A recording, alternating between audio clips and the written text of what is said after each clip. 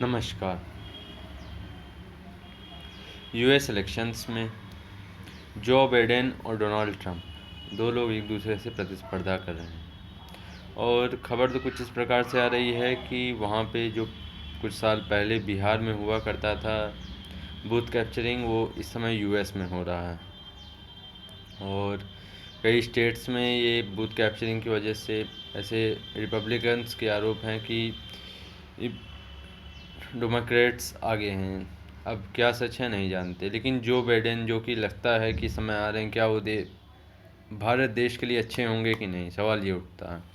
तो अगर हम देखें तो डोनाल्ड ट्रंप की जो नीति थी उसमें बेसिकली भारत के किसी भी आंतरिक मामले, जैसे कश्मीर में 370 हटाया, सीएए जो भारत ने हटाया, उस पर कोई उन्होंने ऐसा विरोध नहीं किया। लेकिन जहाँ तक बात थी इकोनॉमिक वेज की, तो इकोनॉमिक पोजीशन की, तो उन्होंने जो टैरिफ थे और जो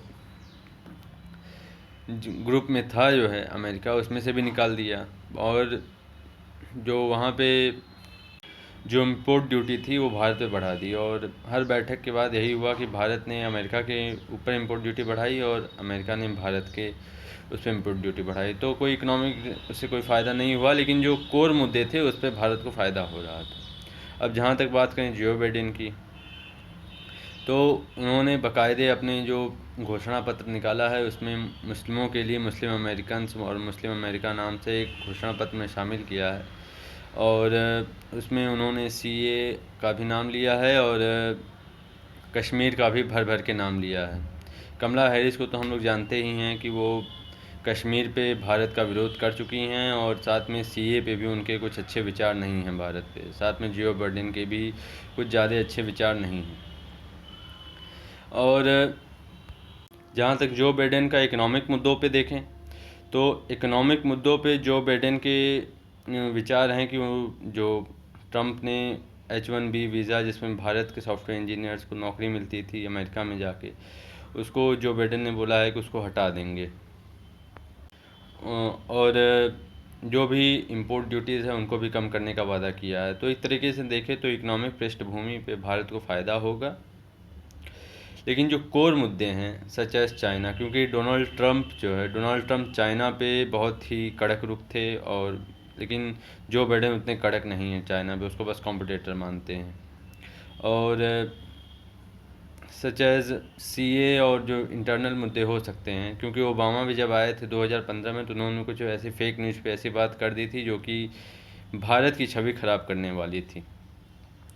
खैर, अब तो जो बाइडेन जब आएंगे तभी पता चलेगा, लेकिन कुछ ऐसी बातें हैं जिसके साथ लगता है कि जो बाइडेन भारत के कोर मुद्दों पे भारत को, जिससे भारत की हमेशा ब्लीड करता रहा है, कुछ नुकसान कर सकते हैं। डोनाल्ड ट्रंप अमेरिका से इंडिया आए और उनसे इतना पूछने की कोशिश हुई, दंगे भी हुए उस समय, लोग जानबूझ के दंगे भी किए गए दिल्ली राइट्स में, लेकिन उन्होंने कुछ भी नहीं बोला इस पर और उसको भारत पे ही छोड़ दिया।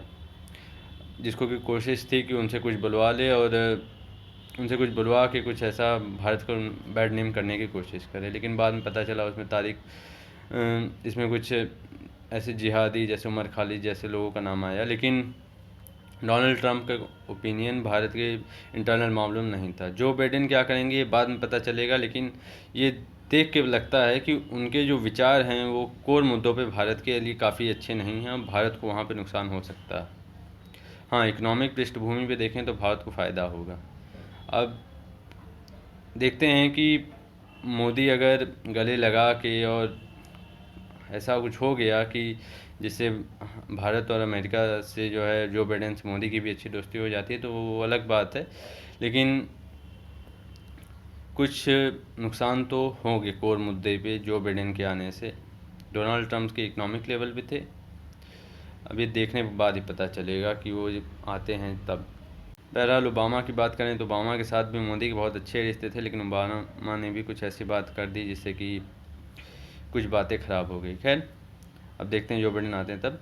थैंक यू सो मच दोस्तों, आप लोग मेरे प्रकल्प एनालिसिस चैनल को सब्सक्राइब करें, प्लीज़ सब्सक्राइब करें मेरे प्रकल्प एनालिसिस चैनल को, और मुझे फॉलो करें इंस्टाग्राम, फेसबुक, ट्विटर, सारे लिंक्स डिस्क्रिप्शन दिए हुए हैं। Thank you so much.